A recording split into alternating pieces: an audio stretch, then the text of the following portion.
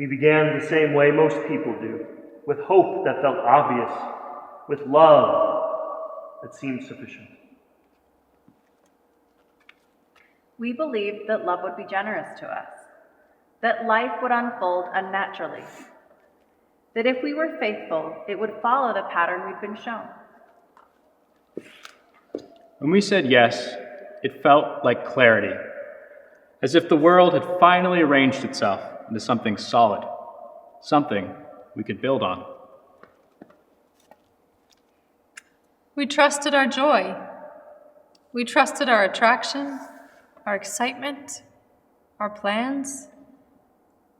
We trusted that love knew where it was taking us.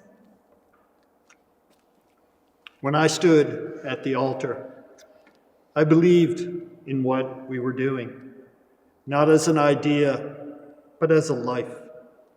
I trusted the vows spoken to me. Faith was woven into everything from the start. Prayer before meals, church on Sunday, a shared language for meaning and truth. We believed God would be present in our marriage, the way he had always been. Steady, near, understandable, a companion to our love.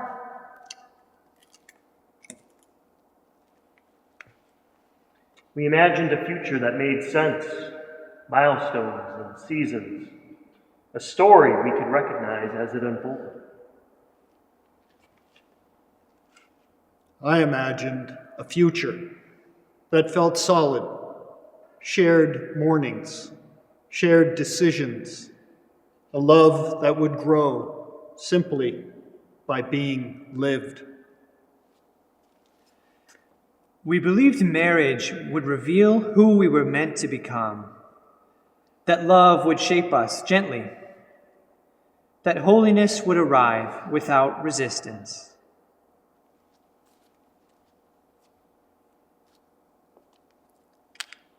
We didn't think love would ever feel fragile or confusing or smaller than the weight it was asked to carry. At the beginning, everything felt like gift. The unknown felt adventurous. Even the unanswered questions felt exciting. I believed marriage would steady me, that love would give my thoughts a place to rest, that together we would become anchored. We dreamed. We loved. We trusted. We hoped. We did not yet know what love would ask of us. Ubi Caritas et amor, Deus ibi est, congregavit nos in unum, Christi amor, exaltemus et in ipso iucundemur, timeamus et amemus Deum vivum, et ex corde diligamus nos in cielo. Ubi Caritas et amor, Deus ibi est, congregavit nos in unum, Christi amor,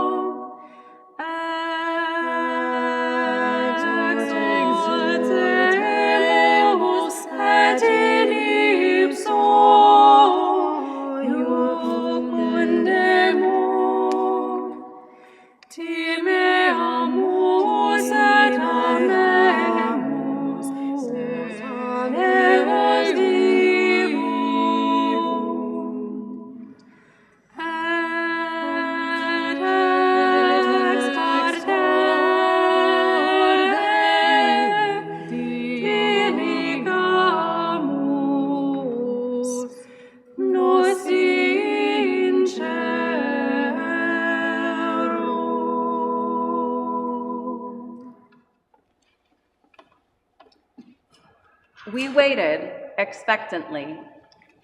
At first it felt faithful. Waiting felt like something holy people do. There are promises I still remember hearing.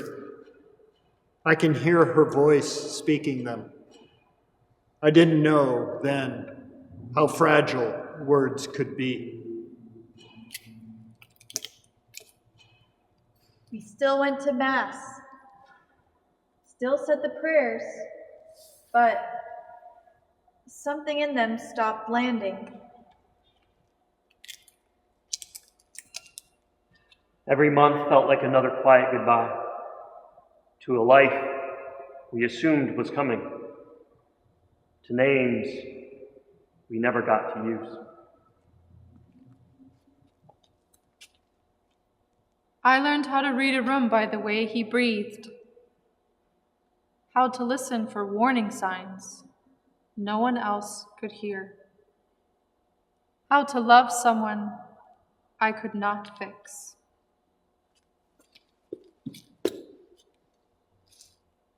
I didn't recognize myself anymore. There were days my thoughts moved too fast to catch, and days they wouldn't move at all. When the marriage ended, it felt like losing a language I once spoke fluently. Suddenly, everything familiar required translation, even myself. I started asking questions I had been afraid to say out loud. Not angry questions, honest ones.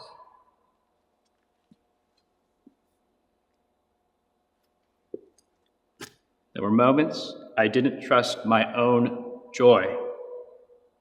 I couldn't tell if it was real or if it was about to turn on me. People meant well, they always do, but hope offered too easily can feel like another loss.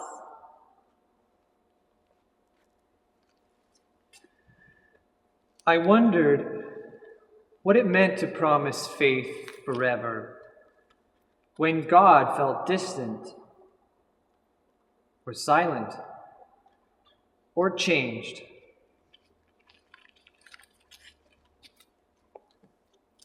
Love became vigilance, not fear, but attention.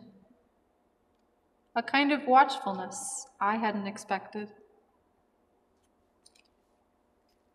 There are still questions I still don't answer easily. Not because I'm afraid, but because some losses don't resolve into explanations. I started measuring life by its absences. Empty chairs, unheld hands, silent cries. I miss the certainty we used to share. Not answers, but confidence that we were walking the same road. Some days I felt like a burden. Some days I felt like a stranger in my own marriage. I prayed differently, less asking, more trusting.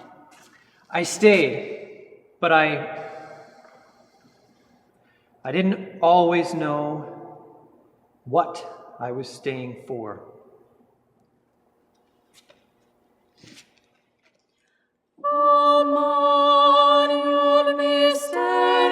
Mysterium, et admirabile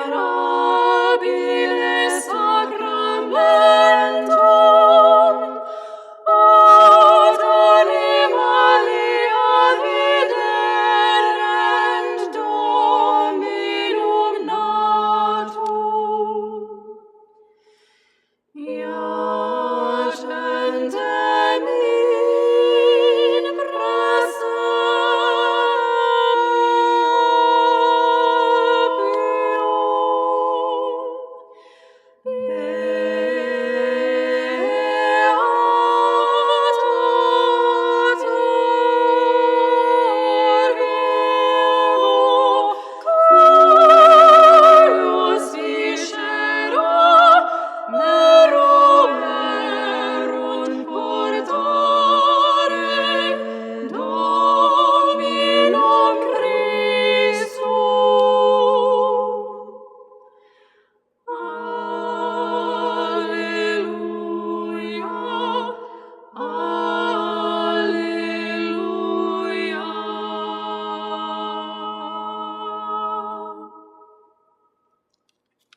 At some point, I stopped waiting for things to go back to the way they were.